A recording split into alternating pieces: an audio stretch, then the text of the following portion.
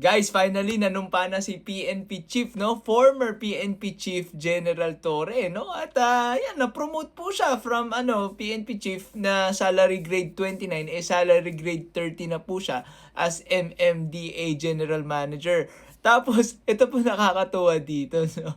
Kasi yung mga pumupuna po sa promotion na to, wala lang silang masabi. Pero sila, no? Kung titignan mo sila, no? Mapapasabi ka na lang, look who's talking. Yung mga pumupuna dito, sila pa po yung demoted, no? Dating Comelec chair nga yung isa eh. Comelec chair ha? Tapos, ngayon, maoy na tambay na lang. Kung sino-sino inaaway.